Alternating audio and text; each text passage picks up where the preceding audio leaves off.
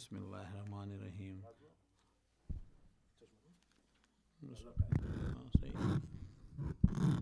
सही सही। बिस्मिल्लाहिर्रहमानिर्रहीम। अन जाबिर इब्न अब्दुल्लाह अल-अंसारी अन फातिमा ज़हरा अलैहा सलाम बिन्त रसूलिल्लाह सल्लल्लाहु अलैहि व आलिहि क़ाला समात फातिमा अन्हा क़ालत दख़ल अला अबी रसूलिल्लाह फ़ी बाज़ि अल-अय्याम फ़क़ालू अस्सलामु अलैका या फातिमा फ़क़ुल्तु अलैका अस्सलाम क़ाला इन्नी अजिदु फ़ी बदनी ज़अफ़न फ़क़ुल्तु लहू अबदउ बिल्लाहि या अबतउ मिन ज़अफ़ फ़क़ाला या फातिमा अतैतनी बिल-किसाइ अलमानी फ़क़तनी बिही फ़ातितहु या बिल-किसाइ अलमानी फ़क़तनी बिही वसरत अल-नज़रु इलैहि व इज़ा वजहुल यतलअहु काना हुवल बदरु फ़िल लैलतिल तमामिहि व कमालिहि फ़मा कानत इल्ला साअत व इज़ा वल्दुल हसन क़द अदख़ल व क़ाला अस्सलामु अलैकुम या अम्मा फ़क़ुल्तु व अलैका अस्सलाम या क़ुर्रत ऐनी व समरत फ़ुआदी फ़क़ालू या अम्मा इन्नी अशम्मु अंदह राहितन तय्यबन काना हु राहितन जद्दी रसूलुल्लाह फ़क़ालतु नअम इन्ना जज़ाका ज़ातुल किसाइ फ़अक़बल अल-हसन अहल किसाइ वक़ाल अस्सलामु अलैका या जद्दा या रसूलल्लाह अनज़न ली अन अदख़ुल मअदतल किसाइ क़ाल व अलैकुम अस्सलाम या वलदी व या साहिबल हौज़ी क़द अज़्ज़नतुल्लाह क़द ख़ला मअतातुल किसाइ फ़मा कानत इल्ला साअतिन व इज़ा वल्दी अल-हुसैन क़द अक़बल व क़ाल अस्सलामु अलैका या अम्मा फ़क़ुल्तु व अलैका अस्सलाम या वलदी या व बक़री व ऐनी व समरन व फ़वादी फ़क़ाल ली या उम्मा इन्नी अशंतु इंदका रायतन तय्यबतन काना हु रायतन जद्दी रसूलुल्लाह सल्लल्लाहु अलैहि व आलिहि फ़क़ुल्तु नअम इन्ना जद्दका व ख़ालका तहतल किसाइ ख़ज़नी अल-हुसैन अहल किसाइ फ़क़ाल अस्सलामु अलैका या जद्दा व अस्सलामु अलैका या मन अख़्तारल्लाहु अतअज़ुनी अन अकूनु मअकुम तहतल किसाइ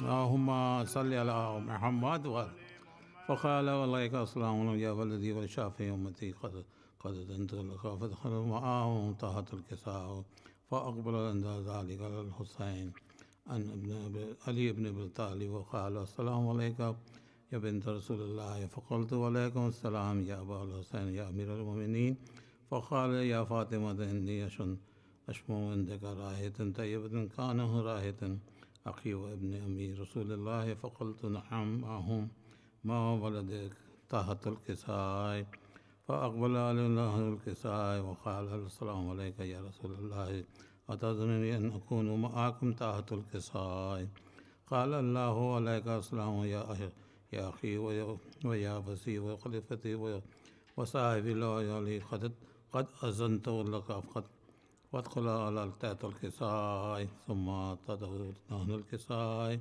फ़क़ुल्तु अस्सलामु अलैका या अबा या रसूलल्लाह अतअज़ुनी ली अन अकूनु मअकुम तहतल किसाइ क़ाल व अलैका अस्सलाम बयानती व बसियती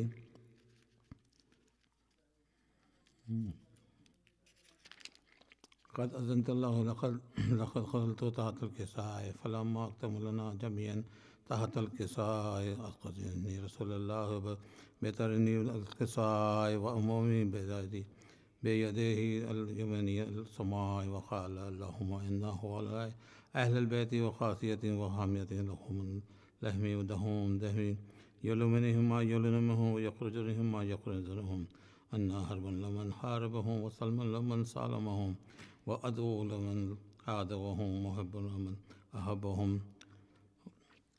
उम्मा मिन्नी व अना मिन्हुम फ़ाजल सलवातिका व बरकातिका रहमतिका व ग़फ़रानिका व सरसानिका अला अलैहिम वज़ुहुम अनहुम रिज्सा व तारहुम तत्हीरा सल्लि अला मुहम्मद व आले मुहम्मद फ़क़ाल अल्लाहु अज़्ज़ व जल्ल या मलाइकती व यस्तग़फ़िरून इन्नमा ख़लक़तु समान مبينة ولا رزنا مدهة ولا خمرا منيرا ولا شمسا مصيبة ولا فلقا يدرج ولا بحرا يجري ولا فلقا يسري إلا في محبة هؤلاء الخمس الذين هم تحت الكساء. وقال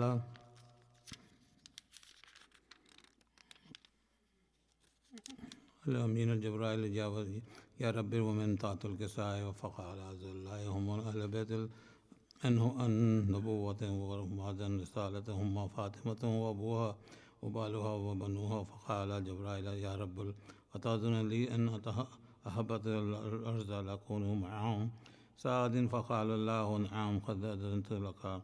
فأهبط الأمين جبرائيل وقال السلام عليك يا رسول الله. على علي يقرأك السلام عليكم ويقتدك بالتحت والأكرام ويقول لك وعزتني وجلالني ما خلفت سماء مبينا ولا أرض مهدة ولا قمرا منيرا ولا شمسا مضيئة ولا فلكا يدور ولا بحرا يجري ولا فلكا يسري إلا لاجلكم ومحبتكم. وقد أذني لي أن أدخل معكم فقال تعزني لي يا رسول الله. فقال رسول الله عليه السلام يا أمين وهي الله أن نعم قد أنزلت لك. فقال جبرائيل وأن تحت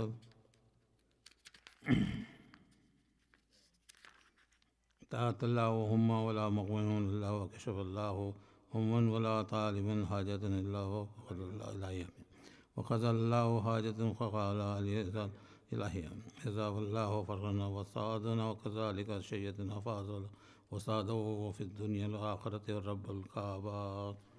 اللهم صل على محمد وآل محمد.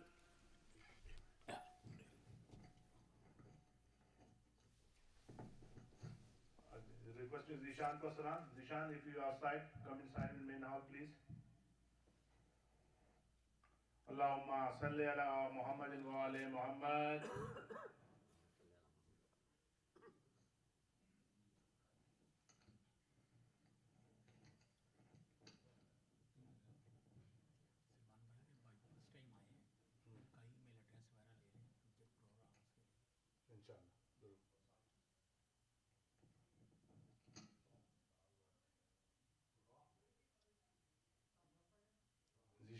Zishan for Salam, please. Ali Muhammad Salawat. Allahumma salli ala Muhammadin wa ali Muhammad.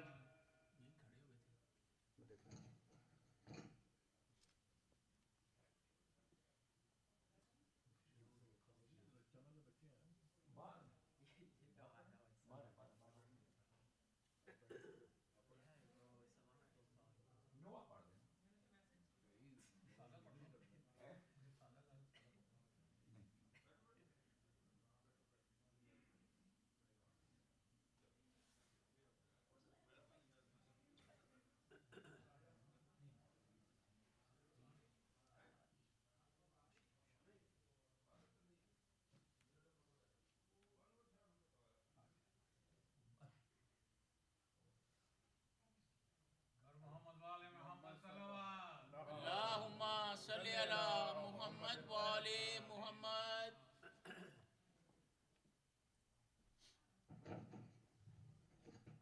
जो ममीन ऑफिस में तशरीफ ले आए, मजलिस शुरू हो गई है. बाल बुलंद सलवात. Allahumma salli ala Muhammad wa ali Muhammad.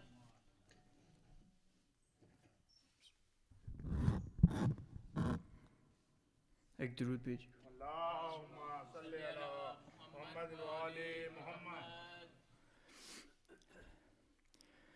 नूरे निगाहे शाफ़े महशर है सैयदा. नूरे निगाहे शाफ़े महशर है सैयदा. बानो शेर खालिक अकबर है सैयदा. नूरे निगाहे शाफ़ए। सीरत में चाल ढाल में, सूरत में शक्ल में, सीरत में चाल ढाल में, सूरत में शक्ल में, सरता कदम रसूल का पैकर है सैयदा, नूरे निगाए शाफ़ए। करता है क्यों किसी से तकाबुल हो बेखबर, करता है क्यों किसी से तकाबुल हो बेखबर। अब तय है वो जहान में कौसर है सैयदा,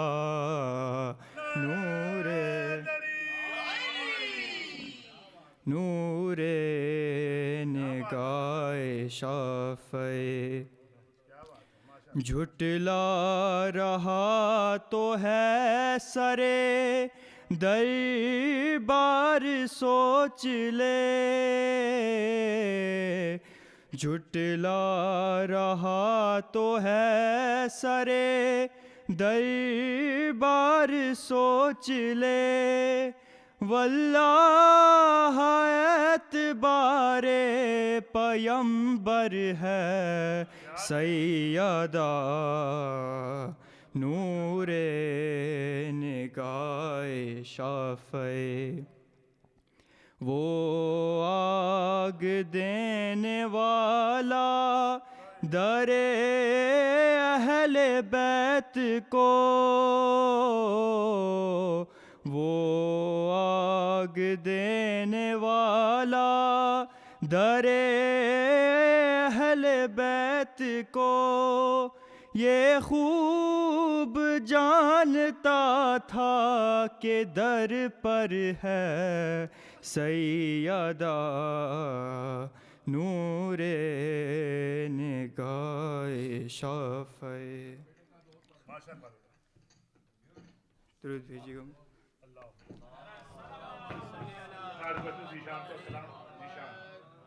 माशाल्लाह बेटा, माशाल्लाह, बहुत उम्दा।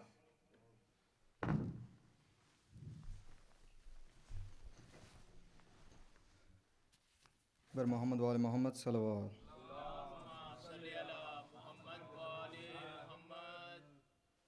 एक और दुरूद भेजिएगा।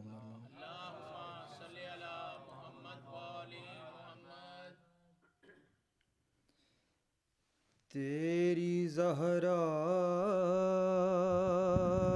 पे मुसीबत की घड़ी है,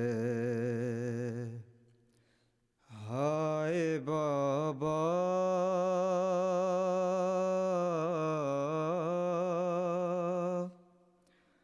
तेरी ज़हरा पे मुसीबत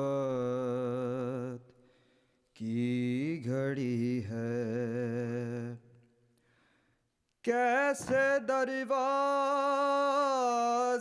हटाऊं, कैसे मोहसिन को बचाऊं, सांस सीने में रुकी है,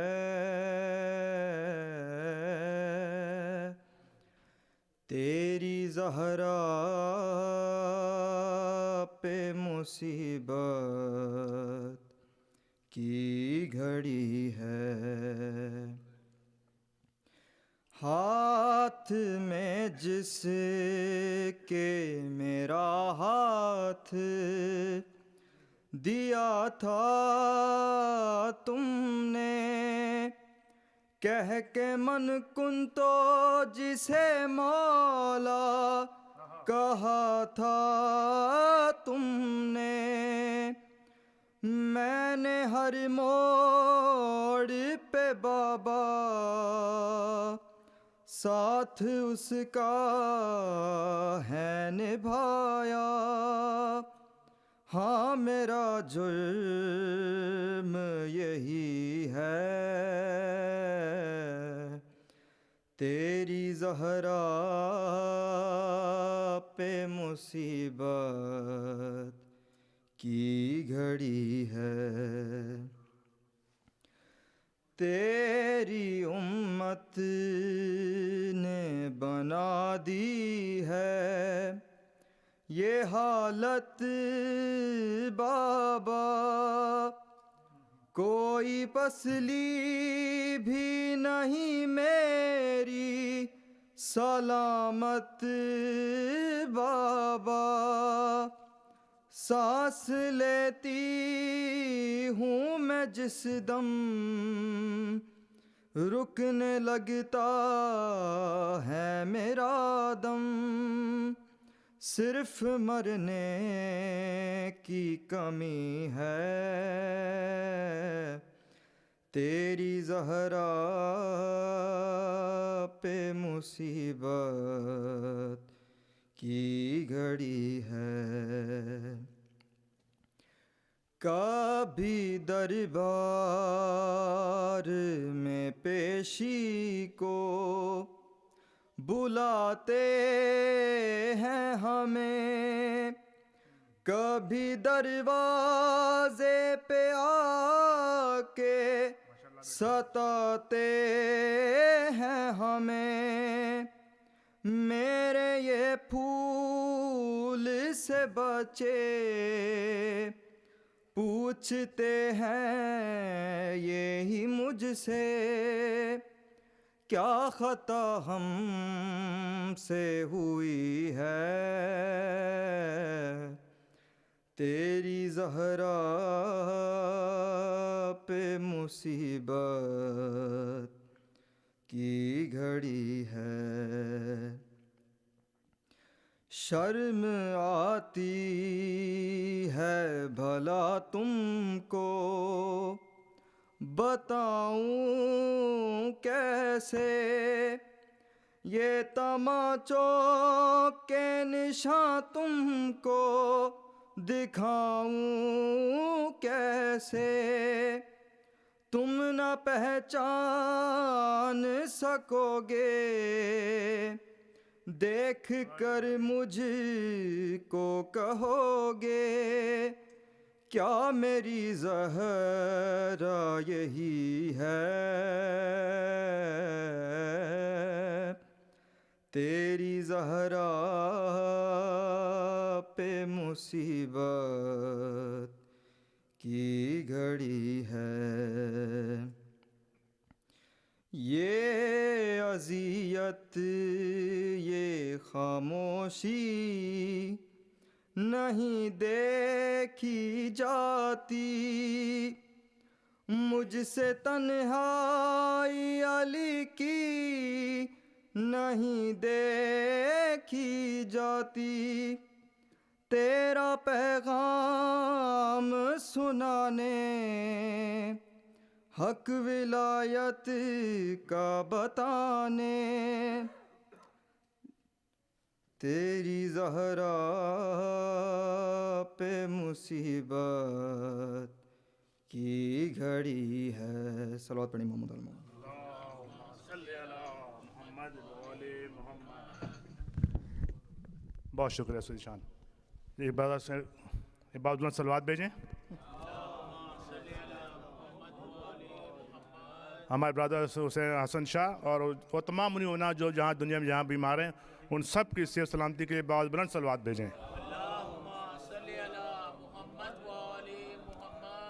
सिस्टर शीबा ने इंफॉर्मेशन दी है कि वो कुछ तबरक़ात पाकिस्तान से लाई हैं, जिसमें बाहर जो अलम लगा है वो बाहर उसके ऊपर अपना फरेरा और ताबूत और कुछ और चीज़ें लाई हैं। और हमेशा ये होता था कि कोई ना कोई डोनेट कर देता था, उसे होता। इस दफ़ा पहली दफ़ा ऐसा हुआ है कि जितने मोमिन यहाँ हमें सब डोनेशन देते हैं, उनके उस डोनेशन से हमने सब चीज़ें ख़रीदी हैं। तो इस सब का जो है आपको इसको अजर जो है हमारे सारे मोमिन को इस दफ़ा मिलेगा। बहुत बुलंद सलवात भेजें हर एक के लिए, हर मोमिन के लिए। अमेरिका बड़ा 26 जरिए से मरसिया के लिए बहुत बुलंद सलवात भेजें।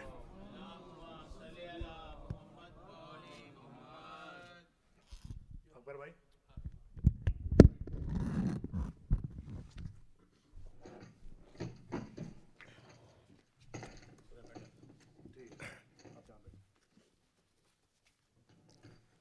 मरसी के चंद बंद पेश खिदमत है। फातिहा।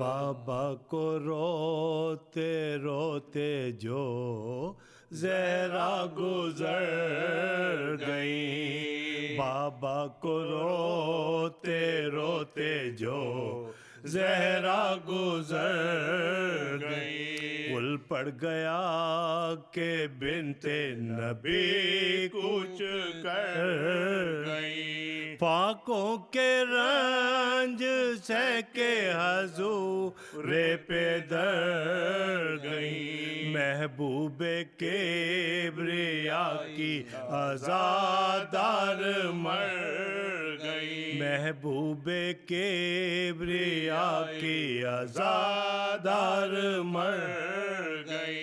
18वें बरस में सिधारी जान से, 18वें बरस में सिधारी जान से, आले नबी को चरख ने लूटा दुहाई से, सब तैन घर में आए जो बेताबो बेकरार, अस्मा से पूछने लगे अम्मा का हाल, वो बोली नींद आ गई है शुक्र किरदिगार, खाना तो जल्द खा लो के भूखे हो मैं निसार, बोले के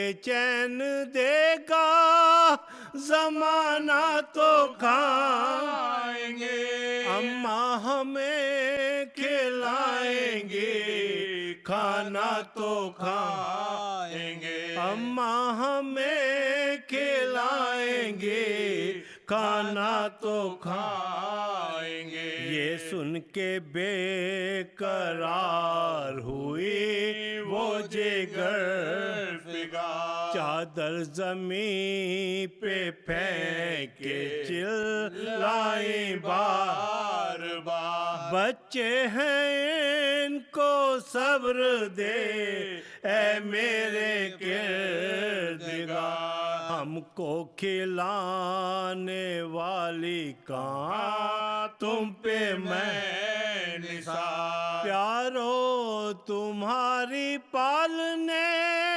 वाले गुजर गए, खाओगे किसके हाथ से अम्मा तो मर गई, खाओगे किसके हाथ से अम्मा तो मर गई, शेरे खुदा थे मुस्तरो मगमूम एक तरह, सर पीटते थे ज़ैनबो कुलसुम एक तरह, पकड़े थे दिल को सैयदे मसमूम एक तरह, पकड़े थे दिल को सैयदे मसमूम एक तरह, बिस्मिल थे खाक पर शहे मजलूम एक तरह, हैदर करीब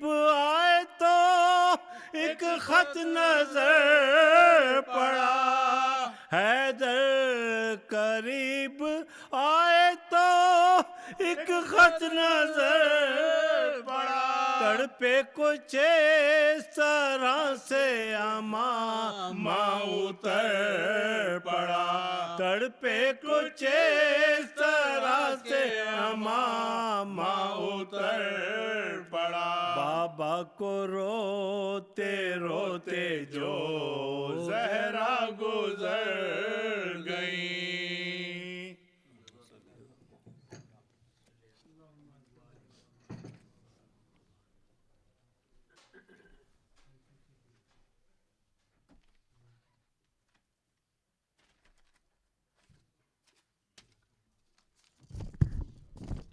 जो मुझे बात तशरीफ़ रखते हैं तशरीफ़ लाएँ, क़िबला ज़ेबी मेंबर होने वाले हैं, बाद उबलन सलवात भेजें।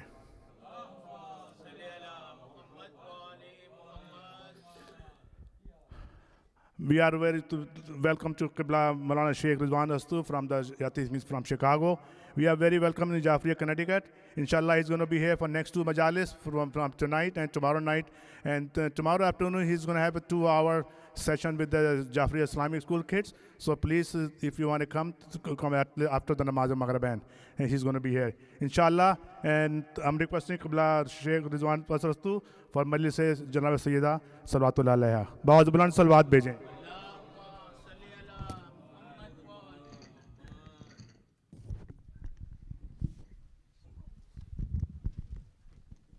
जो मम्मी बात तशरीफ़ रखते हैं तशरीफ़ लाएँ, क़िबला ज़ेबी मेंबर हैं।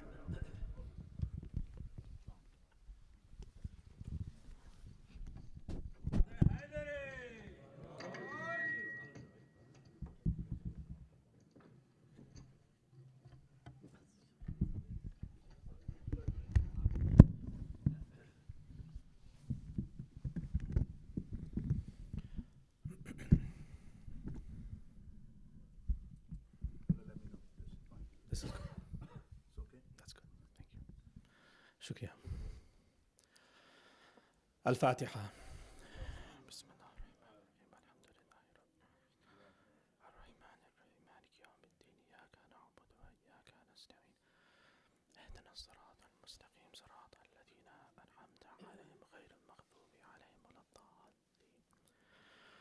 بسم الله الرحمن الرحيم.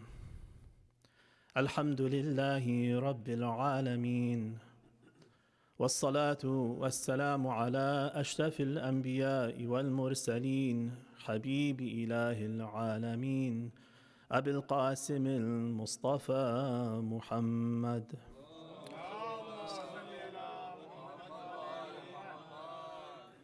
وعلى أهل بيته الطيبين الطاهرين. رب اشرح لي صدري ويسر لي أمري واحلل عقدة من لساني يفقه قولي. أما بعد. Recite salawat ala Muhammad wa ali Muhammad.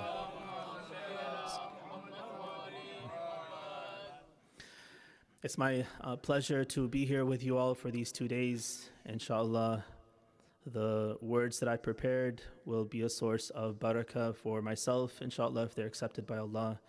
And I hope that they'll be beneficial to you as well. I'd like to start by sharing a story with you and then sharing some reflections on that story. Imam Ja'far ibn Muhammad as-Sadiq alayhi salatu wassalam tells us a story about this Muslim who had a Christian neighbor. It's a story I'm sure is familiar to many of you, but hopefully we can benefit some from the recounting and then also from the lessons that we can derive from it. So he tells us that this Muslim had a Christian neighbor, and the Muslim talked to the neighbor about Islam, introduced him to Islam, and the neighbor was influenced and he decided to convert. The same night, or maybe the next night, we'll call him the veteran Muslim, because now the convert is also Muslim. Sometimes we have a bad habit of calling converts Christians, right? We'll say this person, oh, she married a Christian. Is he still Christian? No, he converted. But he's not Christian anymore, he's a Muslim now. We'll call him a veteran Muslim and a convert Muslim. So the veteran Muslim comes knocking at the door, not at a decent time of the day, but even before Fajr. And this person this poor guy, he comes to the door, groggy-eyed, and he says, "Who is it? What do you want?" He says, "I'm your neighbor. Get dressed. Let's go to the masjid." And so he says, okay. He gets ready. They go, they do wudu. And not Fajr. This is still before Fajr time, Salatul Layl. And they start praying. This guy just converted. Maybe last night, maybe the day before. And he's praying Salatul Layl. Fajr comes finally. They offer Fajr. And the convert gets ready to go home, back to sleep, back to work, whatever he wanted to do. And his neighbor says, it's just Fajr's finished, but sunrise is just around the corner. Let's stay a bit. It's good to do ibadah. It's the best time. And, let's read Quran and do some ibadah until the sun rises. So they sit. He says, fine, if that's the way we do things. He sat. He went through the motions. They do that as well. The sun rises. He's ready to go. He says, Dhuhr is just around the corner. Just a few more hours, Dhuhr will come. Let's pray Dhuhr. Awwal al-waqt, waqt al-fadila, in the masjid. And so they hang around, they pass their time, ibadah, all these things until Dhuhr time. 8 rak'ah of nafila, offer the Dhuhr prayer. And the same thing happens. Again, after Dhuhr, he says, let me go. He says, no, Asr is just a little bit away. The shadow has to increase so much, and then it's Asr time. Let's just offer Asr, and then we'll go home. Asr happens. He says, Maghrib, and then Isha. Finally, after Isha, nafila of Isha, then he says, okay, now we can go home. The next morning, again, the veteran Muslim comes and he knocks at the convert's door before Fajr. And what's the response of this convert? He says, "Utlub lihada deen man huwa afraghu minni." And go and find somebody who is less busy than I am. And this religion of yours it doesn't allow me to do my work. I am a poor man. I have dependents. I have my family. I have to take care of them. I have to go to work. I have to earn my living. If this is the way I have to live as a Muslim, then this deen is not for me. Go find somebody else who has more time on their hands and get him to come into your deen. I'm out. And he leaves. So Imam Sadiq alayhi salam is giving us this story. He's telling us, Salawat ala Muhammad wa ali Muhammad. From his telling, it's not clear if it's history or if it's a fable. But in any case, it's a story crafted by the Imam, and he's telling it with intent because he wants us to derive some lessons from it. Now, what is the lesson? So one lesson we get from this is that the veteran Muslim, did he do a bad thing or a good thing? Well, in the beginning of the story, one of the good things he did was he was outgoing, was conscientious and compassionate towards his non-Muslim neighbor, and he must have been such a good neighbor to him.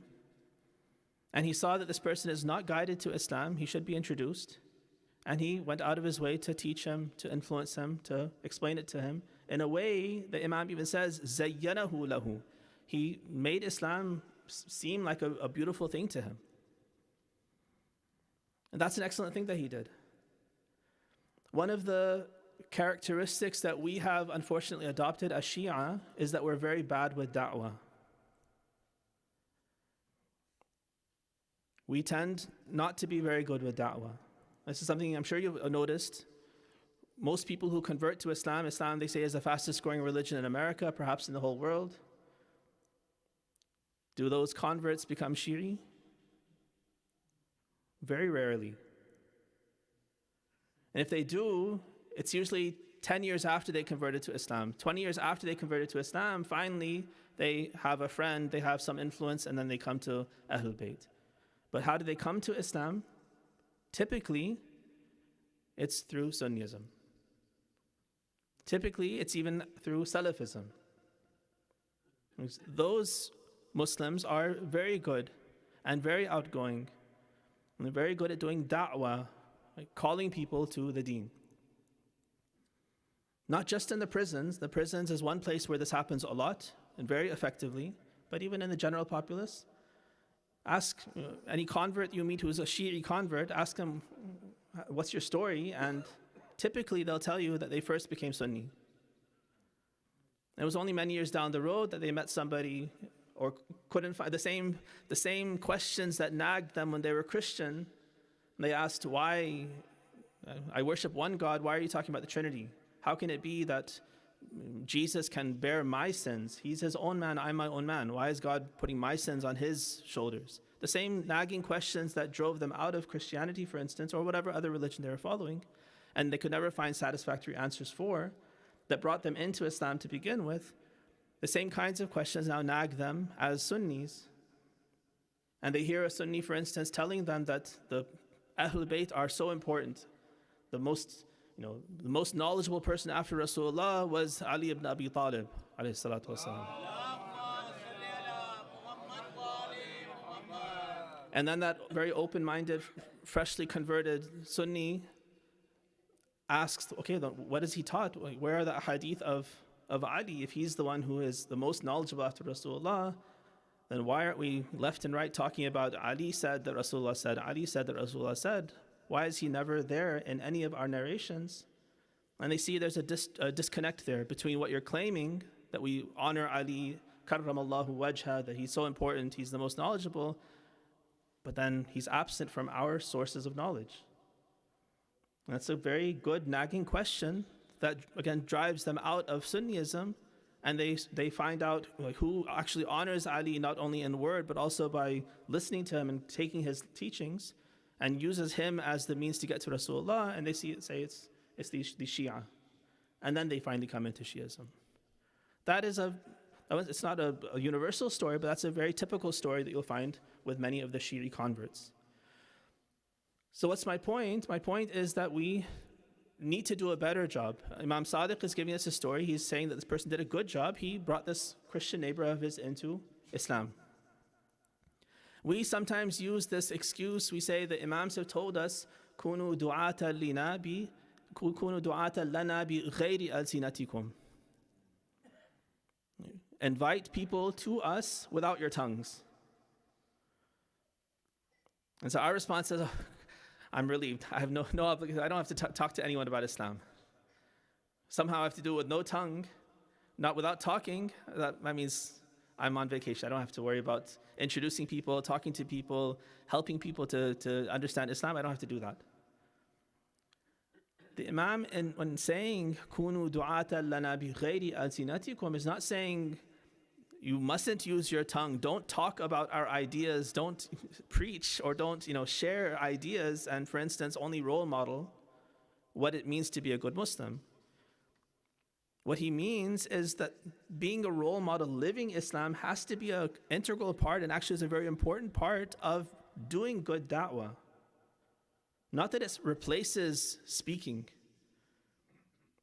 The deen of the Prophet, the deen of Ahlul Bayt, has to be talked about, has to be explained. Allah has sent down words of Quran.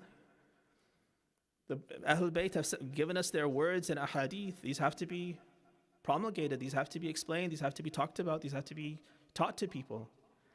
We can't seal our lips and say, no, they said no tongues, no speaking, and somehow, then how is the deen going to spread? How are people going to know? And at the end of the day, we ourselves will be liable because we are responsible for irshadul jahil.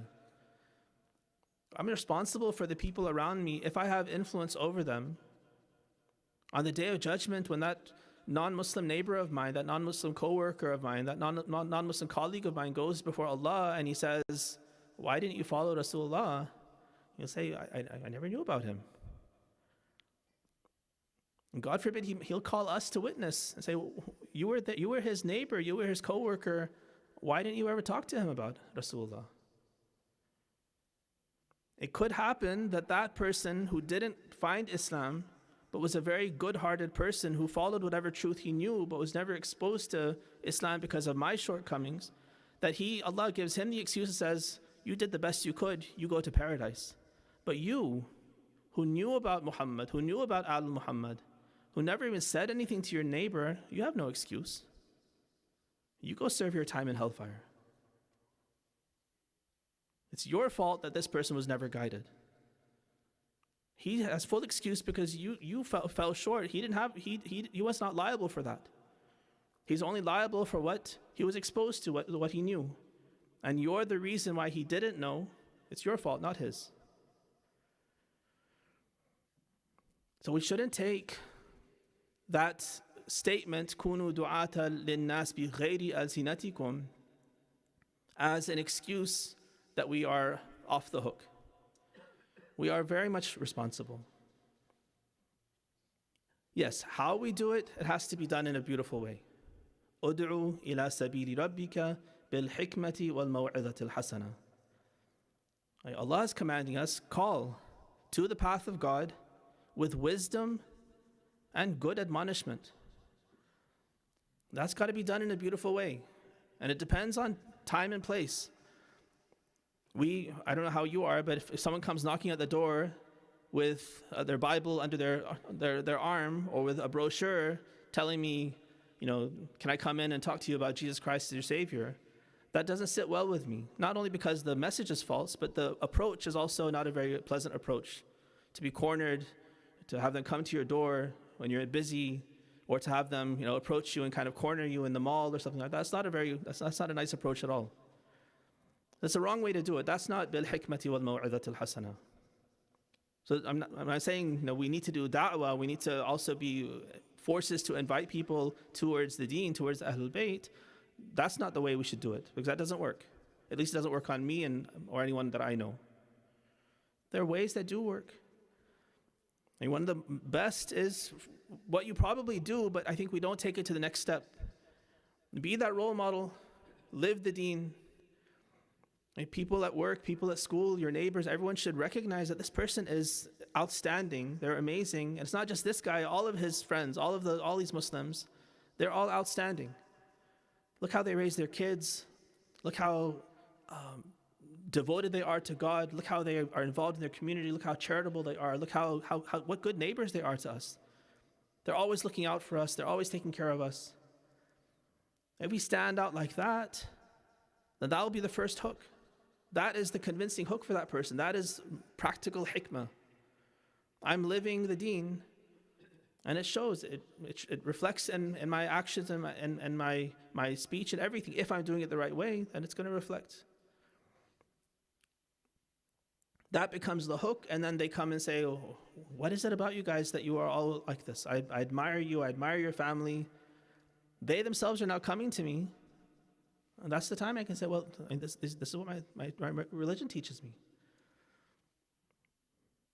That's the door that you've opened through in a very beautiful way. They've actually come to you. You didn't have to go to them initially, because you need to first, they have to have some interest. You have to open a door in their heart, and that doesn't happen by being obnoxious. It doesn't happen by going in their face and saying, let me tell you about Muhammad, he's your savior, or something like that, the way they would say about Jesus or whatever else theology they might have. All right, so this veteran Muslim did a good job with his Christian neighbor. Recite with salawat ala Muhammad wa ali Muhammad.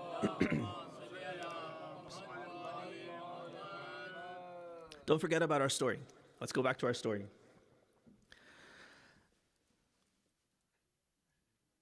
But something went wrong, right? He called him to the deen.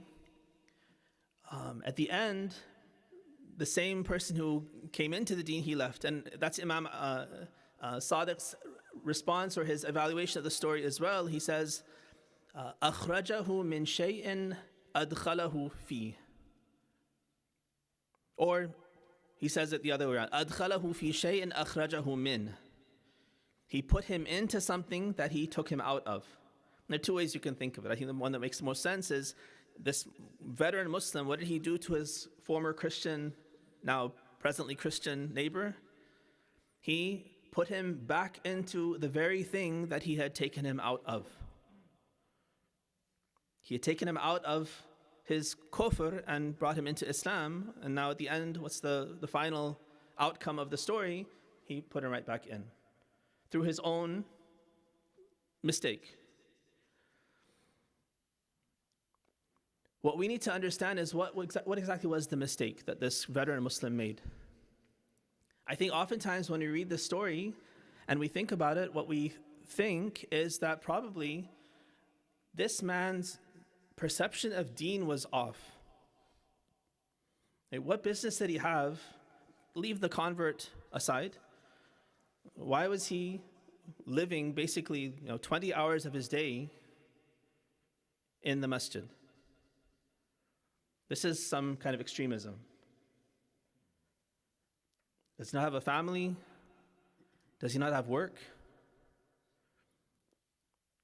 Does he not need to earn money to sustain himself and some dependents? Does he not have a job? Does he not have a something else to do? Why is he from the wee hours of the night at the time of sahar, salatul layl, he's in the masjid, and then he spends the entire day all the way into the night until Isha and the nafilah for Isha, and he's still in the masjid. So I think our response to this is that there's something screwy about his practice of the deen. This is a very extreme kind of deen. This is not the criticism that the Imam makes of him. The Imam doesn't criticize the veteran Muslim for being an extremist or being in the masjid too much or doing too much ibadah. That's not the problem. Again, sometimes I think that one of the things that we do to kind of let ourselves off the hook, we have a tendency to sometimes look at these kinds of examples. You think about the person who comes to the masjid there every day. I don't know if you have Jama'ah prayer here, but in a community where you have Jama'ah prayer, all 5 prayers are prayed in Jama'ah in the masjid. Right? Sometimes in the community, they'll maybe even disparage that old man who comes and every day he's there. He opens the masjid. He's always there, right next behind the Imam. Maybe the Imam doesn't even come, but that elderly man comes.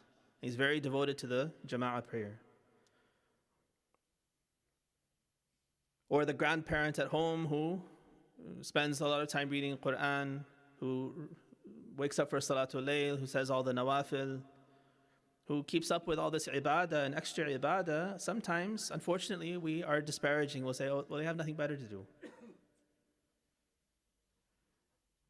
And we try to let ourselves off the hook, I think, by degrading what they're doing and saying, well, of course he's going to be in the masjid every day. I mean, he's retired. He has nothing better to do. His family's they're all busy doing their life activities, and he would be sitting at home doing nothing, so it's better than nothing. That grandparent, again, they have nothing better to do. And so sometimes I think we disparage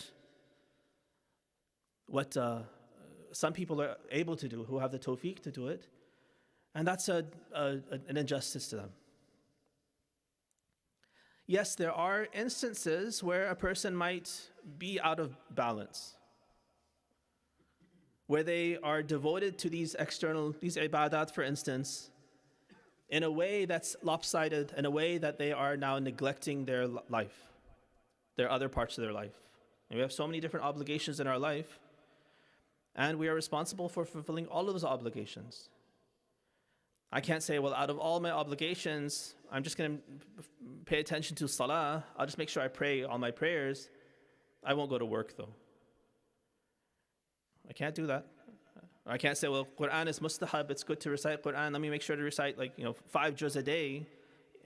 Maybe I'll be late for work, maybe I'll miss work, maybe I'll be too tired because I stayed up at night praying, and I won't fulfill my obligation there, but I got 5 juz of Quran, something that's maybe very unusual. I got that accomplished. That's an out of balance type of a ibadah, out of balance type of a life.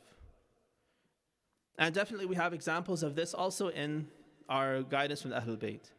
There are a couple of stories I'll tell you. There's one that's recounted by Shaykh al-Kulaini in Kitab al-Kafi. We're told that there's an angel of Allah who comes, he's flying over this area, and he sees an island, a deserted island. There's one man there. He's a Jewish man, and he's worshipping Allah morning to evening. And so the angel comes to Allah, the hadith tells us, the angel comes to Allah and says, Allah, if you don't mind, show me the reward of this person. I just want to get a glimpse of the Jannah that's prepared for him. It must be something amazing. I just want to see the Jannah that this guy's going to get. So Allah opens the door and allows the angel to see that Jannah for the person, and the angel says, that's it? That's the reward for this person? day and night, like his whole life, he's devoted, he's worshiping, and this is all he gets? So Allah says, don't be surprised. Go spend a day with him, and then you'll understand. So the hadith tells us that the angel was allowed to come into human form. He descends onto that island, spends a day with this Jewish man. He goes to him and he says that this island of yours is amazing. It's beautiful. It's something, you go to a pristine place. Sometimes, unfortunately, we go to a pristine, natural place, and what's our first instinct? Probably you pull out your phone, take a selfie, or take a picture. It seems like that's the first thing we want to do. Once we take the picture, then okay, I'm done, and we can go and move on to something else. We just got there to take a picture. That's a shame. Then we're actually no better than this Jewish man, because this is also his problem. He says that the angel says that this is such a beautiful place. It's a perfect place for ibadah. Right? Some place so pristine, so beautiful, it's a perfect place for ibadah. Don't you think? The angel asks him. He's kind of testing him. The man says, this island of ours has one problem. What's the problem? He says all this greenery is growing, but the Lord, the God of this island, he doesn't have an animal that can graze all of this grass, and so all this grass and greenery is all going to waste. Something so absurd. So the angel's he's also confused. Wow, this is a very strange thing for him to say. He says, you mean your Lord doesn't have a donkey or a goat or something that can come and eat all of these things? He says, no, it's such a shame. What kind of a Lord is this that he's wasting all this grass? If only God had a donkey to ride around on, he would send that donkey here. The donkey could make use of this grass, and this grass wouldn't go to waste. That's the problem with this place. And then the angel realizes this person's a total fool. He doesn't understand anything. And his perception of Allah is like that. He thinks Allah is, the Lord of the manor who should have a herd of sheep, and all this land is just there for very kind of limited scope of who Allah is and what the purpose of life is and what the potential for life could be. He's so limited in his aql, his intellect. And so the angel goes back and Allah says, now you understand. He says that reward is a factor of intellect. And because this person is safi, he's an ahmaq, he's someone who's so low in his intellect, no matter what he does, day and night he can spend in ibadah, but that ibadah has no real value.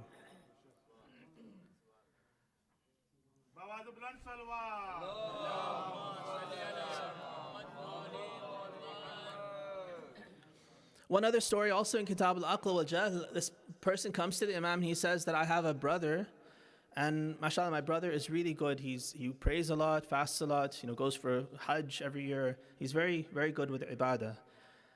The Imam is not impressed. He says, how is his aql? Right? He says if you hear something good about a person, before you make a judgment about whether they're actually good, actually virtuous or not, first you have to inquire about their level of aql. What is the basis, what is the thought process that the person is going through before they decide that they're going to do ibadah or something else? What's that thought process? That's important. And so the person says, I haven't really thought about that. Well, the Imam says, well, if he's spending all his time doing ibadah, always praying, always fasting, who supports him? Oh, he said, I do. I work hard, I earn a living, I support my family, I support him. And the Imam says, your reward is much greater than your brother's. Now you're seeing what responsibilities you have, and you're taking all of that responsibility and you're fulfilling it in the best way you can. Your brother, in reality, is shirking his responsibility in so many different ways and spending his time in nawafil and mustahabbat in a foolish way, without using intellect.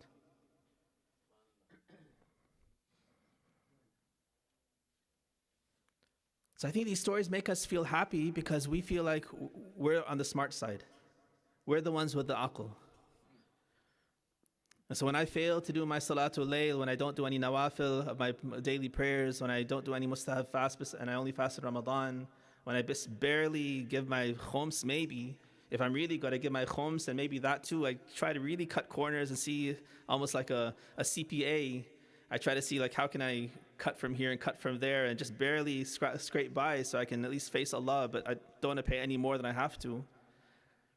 When we do that, we feel like we've really been smart. And if I don't have time to do anything extra, it's because I'm so busy with my responsibilities. That's why I can't do any nafilah prayer. That's why I can't read a book and learn something about Islam. That's why I can't take a class and enhance my knowledge, because I'm really busy with my responsibilities. And sometimes I think we can convince ourselves, it may not be the case, but we should evaluate, because these people who have great acts of ibadah but no aql, they're in a very bad state.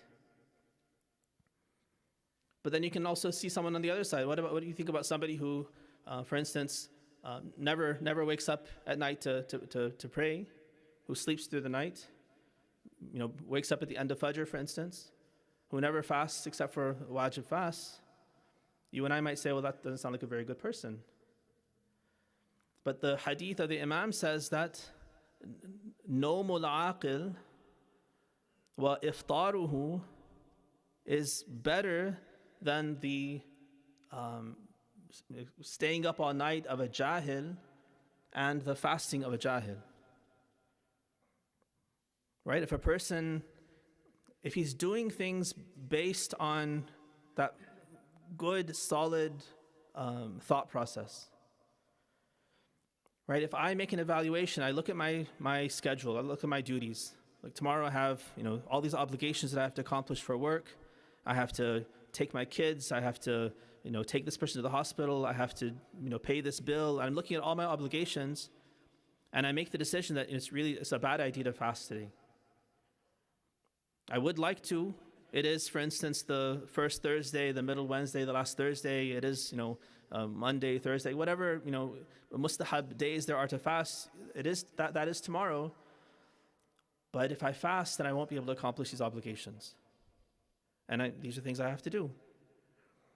And so this person, if he makes that decision and says, it's not a good idea to fast, I'm not going to fast tomorrow, and I'm going to make sure I fulfill all these obligations. That person's breaking of his fast, his iftar, has more reward than if he had not made that evaluation, not made that calculation, and shirked responsibility and said, but it's the first Thursday, it's my habit, I always fast on this particular day, I'm going to fast whatever happens, even if I sleep through work, even if I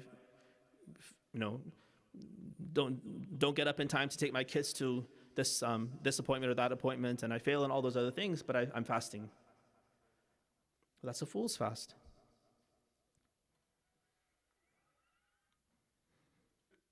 So what we have to make sure that we're doing is not looking at we shouldn't look at the surface of things. Don't make a superficial evaluation of the situation, whether it's our own situation or someone else's situation. What is essential in evaluating virtue or vice is that aql, that's the underpinning for it. Bika u'aqib wa bika uthib. Allah tells aql, He manifests aql in front of him, and He says, based on you do I punish people, and based on you do I reward people. Why is that child, a 4-year-old, 5-year-old child who hurts someone, who breaks something, who doesn't say their prayer, who does, plays around, maybe messes up your prayer, why is that child not responsible for anything they're doing? They haven't committed a single sin because they don't have any aql. At that age, their aql is not yet developed to an extent that Allah holds them responsible for anything that they do. They're still in training. As their aql slowly is increasing, and by the time they get to the age of bulugh, at that point they'll be held responsible. But before that, they're not held responsible because they don't have the aql to be held responsible. That elderly person who has now lost their senses, they've now gone into dementia, and they're suffering from those kinds of ways. They were regular in their prayer and regular in all their activities before, during their healthy years.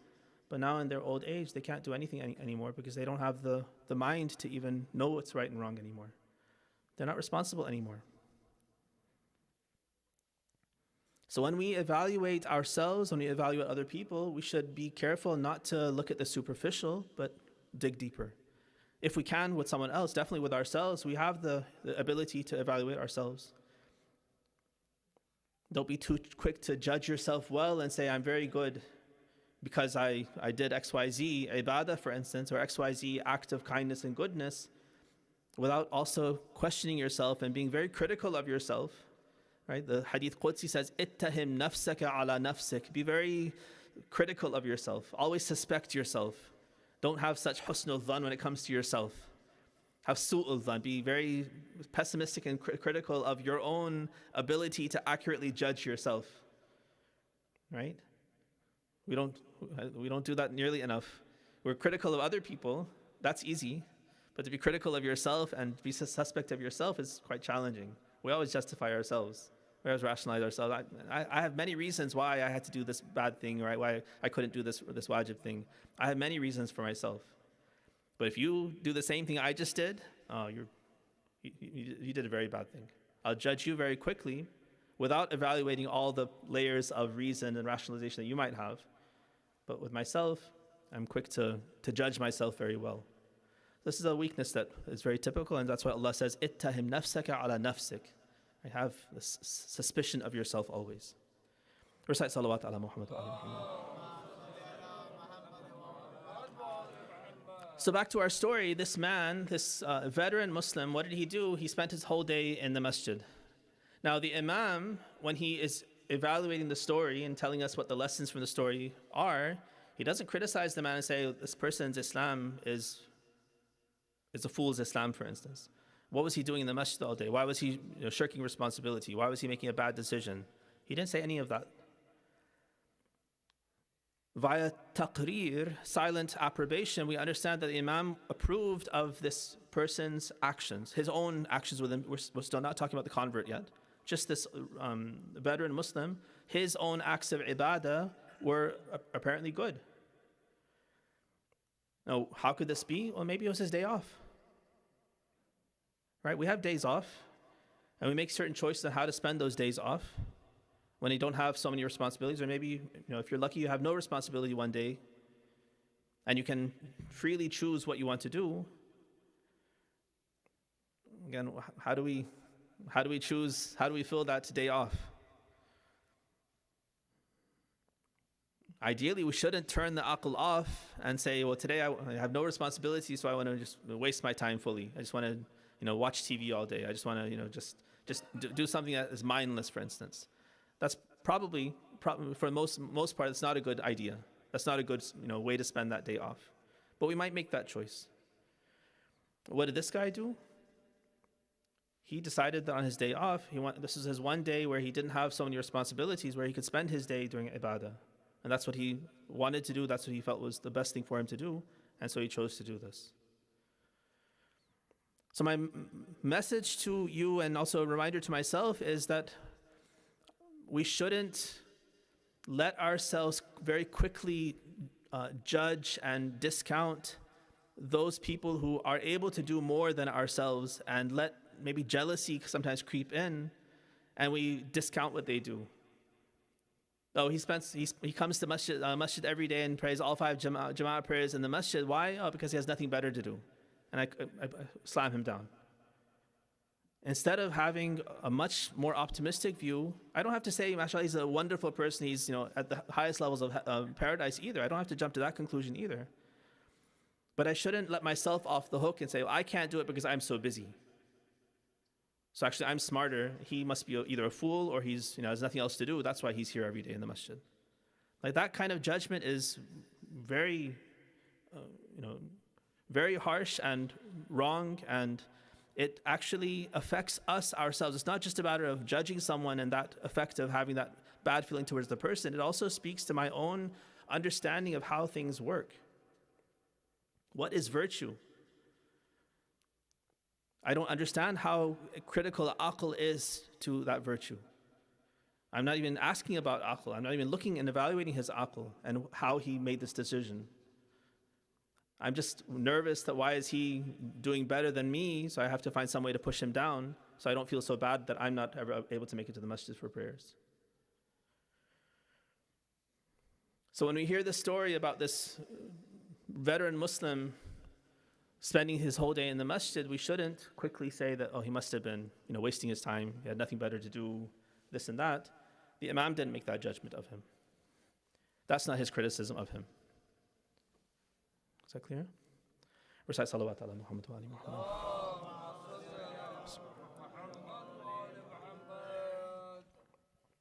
So then what was the problem? Why does the Imam finally say, أَدْخَلَهُ فِي شَيْءٍ أَخْرَجَهُ مِنْهُ? He finally put him back into that same kufr that he was in, that he had taken him out of. He threw him back into it through his miscalculation, his misjudgment, we'll say. This story, actually, the Imam tells after giving a principle. Now, the principle is he has an interaction actually with one of his servants, Imam Sadiq, with one of his servants. There's some conversation that happens, then the Imam mentions some people. He mentions the people of some village, for instance, or some group of people, and the servant of his, he very disparagingly says, نَتَبَرَّأُ مِنْهُمْ إِنَّهُمْ يَقُولُونَ مَا لَا نَقُولُ. We disavow those people. Like they, for instance, believe something we don't believe, or they live in a way that we don't live. The servant of the Imam is telling the Imam about some other people. The Imam asks him, he says, these are my Shia, yatawallawna, they hold our wilaya dear, but they don't believe what you believe, and you disavow them? Yeah. The person says, yes, so what else? If they don't live the same way we live, they don't do ibadah the same way we do ibadah, or whatever the actual, he doesn't tell us what the exact examples are of difference between them. He says, yeah, natabarra'u minhum, we disavow them, we do bara'a, tabarri, we cut ourselves off and say, you don't belong to our religion, we don't belong to your religion. The Allah says, they're my Shia, and you do this with them? He says, well, we have what they don't have, this servant says. Well, the Imam says, well, I have what you don't have. Does that mean I should cut you off too? I have levels of virtue, I have levels of knowledge, I do ibadah, I have so many things that you don't have as my Shi'i. Based on your logic, the next extension of that is that I should also do tabarri of you, cut you off and disavow you and say you're not my Shi'i.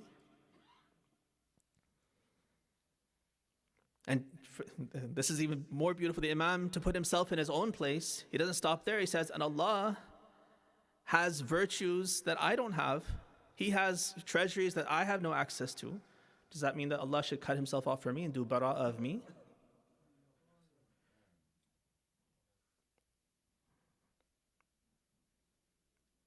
So he says that people have different darajat of iman, different levels of, you can say faith, but I think maybe a better translation given the context of all these ahadith is levels of devotion. They're not talking about levels of iman, meaning someone, for instance, believes fully in Allah and somebody, for instance, rejects Allah or has doubts about Allah. That's a problem, having a doubt in God or not believing in God. That's something very wrong. He's talking about people who believe. We're all Shia. We all accept the same God, the same Prophet, the same Imams. We're all devoted to them. Now we have different levels of that devotion. Some of us are more successful in kind of going by their sunnah, living by their sunnah. Some of us only are able to accomplish the wajibat. We're at different levels of iman, but he says it's not allowed for you to cut one another off. And it's also not allowed for one person to burden someone who has a lesser daraja of devotion, a lesser level of devotion, with what he is burdened with. In this context, he gives us the story. So what was the problem that this veteran Muslim did? How did he deal badly with this convert? The Imam is giving this as an example of somebody who's on a higher rung of the ladder of Iman, of devotion,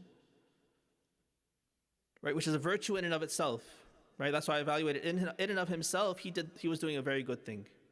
He was doing ibadah, and it was very devoted ibadah, and he was doing it with the right intentions and decisions and all of that. So that was praiseworthy in an isolated sense.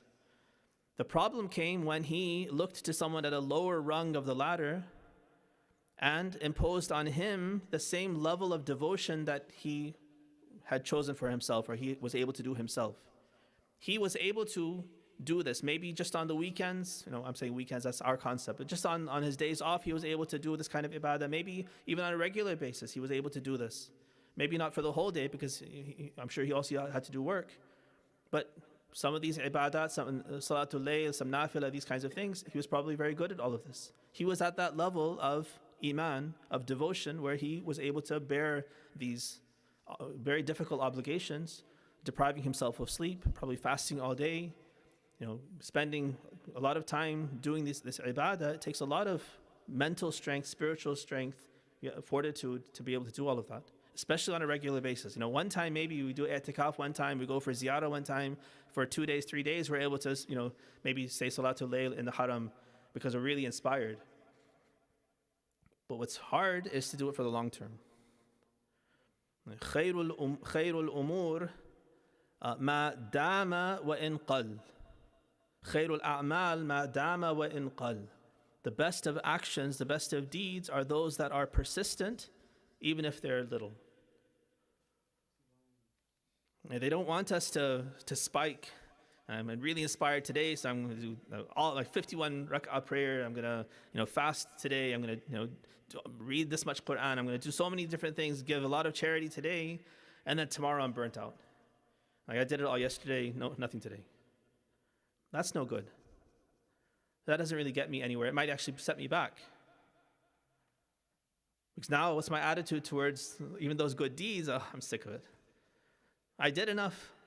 No, Allah, He owes me reward already. I don't need to, put Him in more obligation to me, that He now owes me more reward.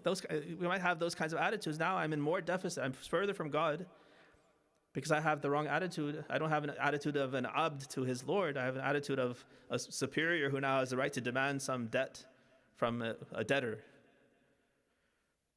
And I don't want to touch that ibadah again because I'm burnt out. Well, that's not good. We're supposed to take small steps and then hold it. Take a baby step and then hold it for 40 days. So choose how much you can bite off that you can hold it for 40 days. Then you build the habit, and then you decide if you want to continue or not continue. But make sure you can hold it for 40 days before you even decide what to take on.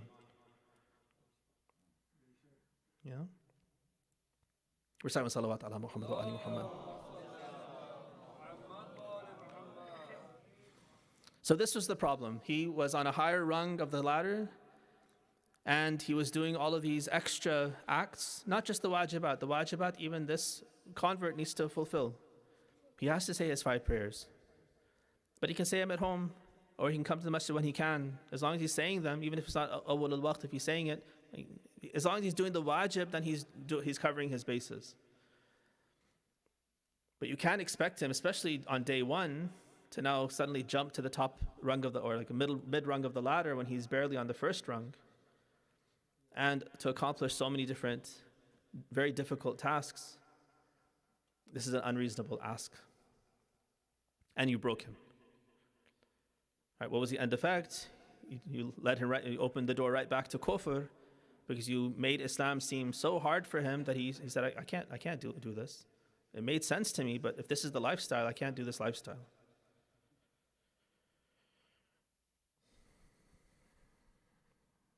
All right.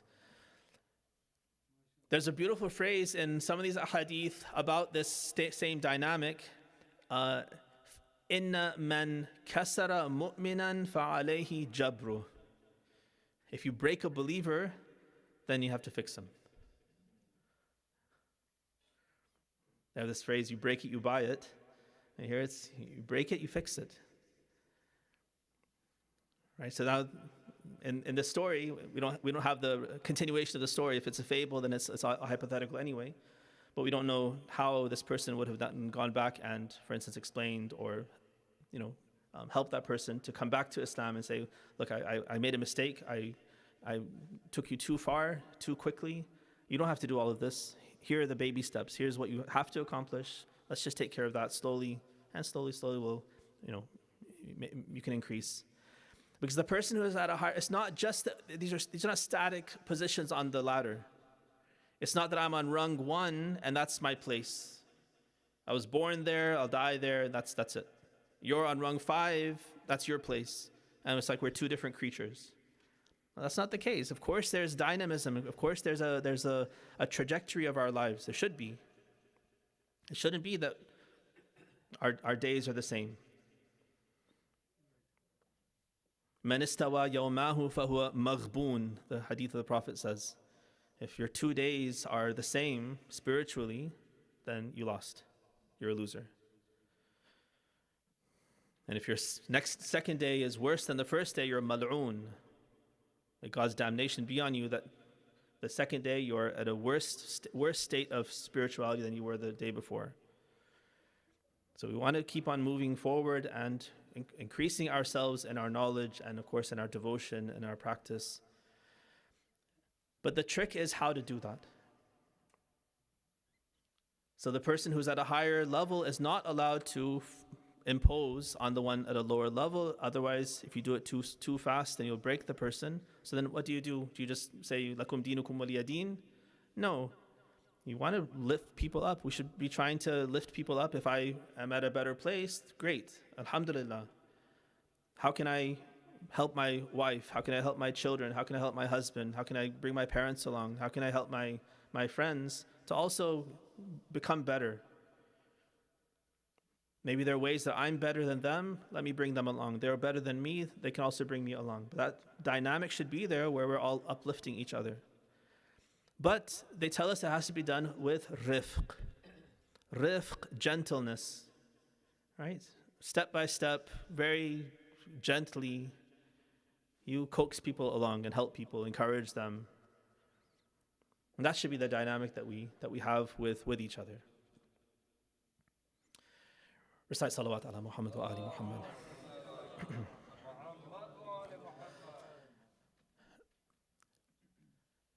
So I think this hadith is beautiful and the story is amazing. There are some lessons that we get from it. One was that the practice of da'wah, of inviting people, is something that we should not think that we are excused from. We are responsible. And we do it in the best way, bil hikmati wal maw'idatil hasana, but we can't think that we're off the hook from this great responsibility. The other is that we should be very careful not to have these false notions in how we look at people or look at the world. Evaluating people who are doing good and thinking that, finding a way to bring them down. To say, he has nothing better to do. That's a terrible spiritual habit, if I have that, where I try to pull people down. That's jealousy, that's hasad. Right? That's the definition of hasad, is I see you have something I don't have, and I want to take it away from you. What we should have is admiration. Ghibta is the Arabic term that's used for this. This is a very good akhlaqi quality. Ghibta, it's like hasad, except in a very critical way. I see that you have a virtue I don't have. I don't want to take it from you or destroy it in you. I want to also aspire to get it. I see you're very good, you're very patient. And I want to aspire to be patient like you. That's a wonderful quality. That's the way we should be dealing with everyone around us who has something more than us, because that's our stepping stone. That's how we're going to get better and better, because we see the people around us everyone has a virtue I don't have. I can learn from each of you and I can become better in that way. I have things that you don't have, you can get better. I can help you with rifq to come along, and I can help you in ways that I might be stronger than you. One last lesson I want to also focus on here is that I think this is very relevant because our culture in the world around us is very much against this. What these ahadith are telling us is if I can recognize that I am at rung number 3 and you're at rung number 4 or 2, what that means is I need to be a good judge of character, including my own character. I need to know where I am. What is my daraja of iman? Not necessarily in a numerical way, I'm 98%, 65%, not in that way, or I'm on this rung or that rung. That's, any absolute kind of quantification is difficult in any sort of evaluation. But I should be very insightful, very contemplative about myself. I know where I stand. I know where my strengths are. I have certain spiritual strengths. I have certain akhlaqi strengths. I'm really good with certain kinds of ibadah. I'm really poor with other kinds of ibadah. I have certain weaknesses. I get very angry. I'm not patient enough. But I'm very good in this other area. I need to be able to evaluate myself, and we should be very honest with ourselves, definitely. But it's also perfectly okay to be honest with others as well. Recognizing my own virtue is not the same as being arrogant. Arrogance is a separate activity or a separate action that takes place. If I look at my virtue and I say, I'm so good and you're worse than me, now that's arrogance. But if I look at my own virtue and recognize it, and then, for one thing, first of all, praise God for it. That's what we're told to do. If I see that I have done something, or if I have a quality that's excellent, then I should recognize it. I should praise Allah that I have it. If I don't have it, then I pray to Allah to get it. And that should be my first connection to Allah, because He's the one who can give and take. And then my interaction with people should also be a very healthy interaction. If I have a virtue and I see you don't have it, there's nothing wrong with recognizing that. But now what's my attitude? Is my attitude one of superiority? I'm a better person, you're worthless, you're useless because you don't have this thing that I have? Or no, I see that you don't have this, what can I do to help you? It doesn't have to be verbal. I'm saying you can think in your own head, like, what can I do to help this person to get from where they are to where they could be? I have the virtue, I have the strength. How can I help this person? And it might be very indirect, it might be very hands-off, but that should be the way that I interact with my own virtue and with the people who don't have that virtue. But all that requires me to be very self-critical and also appreciative of myself. And I get the sense, I feel like in our culture, that's not allowed.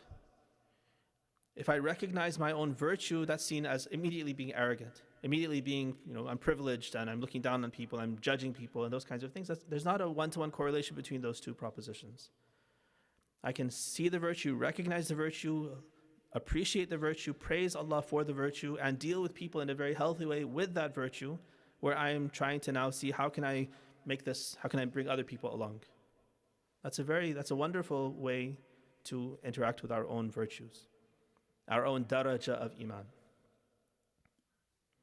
Recite salawat ala Muhammad wa ali Muhammad.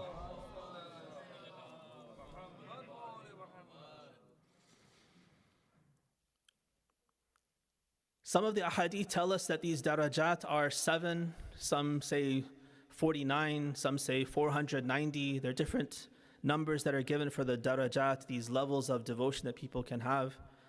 But without a doubt, the people who are at the top of this ladder of virtue, of devotion to Allah, are the Ahlul Bayt, alayhim salatu wassalam. And we're here tonight to commemorate the Shahada of one of those gems, Lady Fatima Zahra, Sayyidatu Nisa'il Alameen.